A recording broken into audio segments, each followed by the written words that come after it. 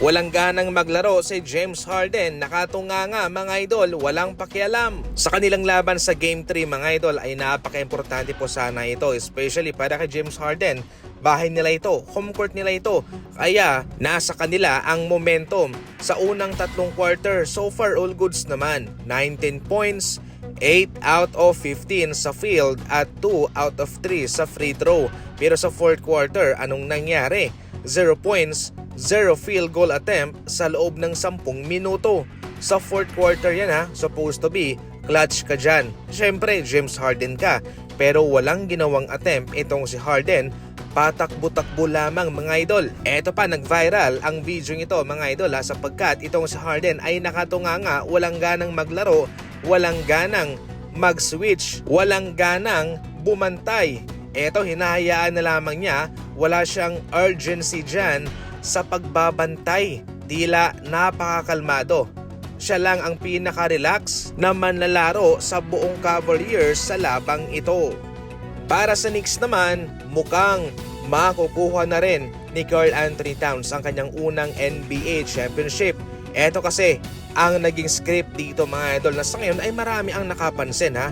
Noong umalis si Kevin Garnett sa Minnesota, nanalo siya ng kampyonato. Nung si Kevin Love umalis sa Minnesota, nanalo siya ng kampyonato. Nung umalis si Andrew Wiggins, nanalo siya ng kampyonato. At ngayon naman sa pag-alis nitong si Karl Anthony Towns, ngayon sa Knicks ay merong malaking chance na pwede rin siyang magkampiyon. Sa ngayon para bang kakailanganin pa ng mga NBA star na umalis sa Minnesota para magkampiyon?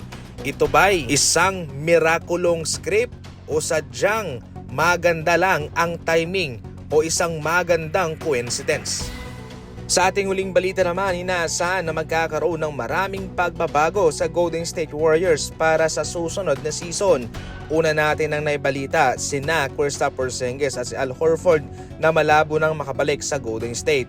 Ngayon naman si DeAnthony Melton, kung sakaling siya'y manghihingi ng malaking halaga para sa kanyang susunod na kontrata, ay hindi rin po ito maibibigay ng Golden State. Nangangahulugan na kailangan po nila itong pakawalan. Isabay mo na rin ang kanyang mga injury issue. Nais kasi ni Coach Steve Kerr ng manlalarong magagamit niya sa mga back-to-back game. Kaya dahil nga sa naging history nitong si Melton sa kanyang katawan, ay isa na siya sa mga maliligwak. Sa ngayon naman sa Seth Curry mga idol, mahihirapan ng Golden State Warriors na magbigay pa ng posisyon sa kanya sa kanilang roster. Ibig sabihin, kabilang din siya sa papakawalan. So matotal, mayroong 4 na players ang mawawala sa Golden State Warriors.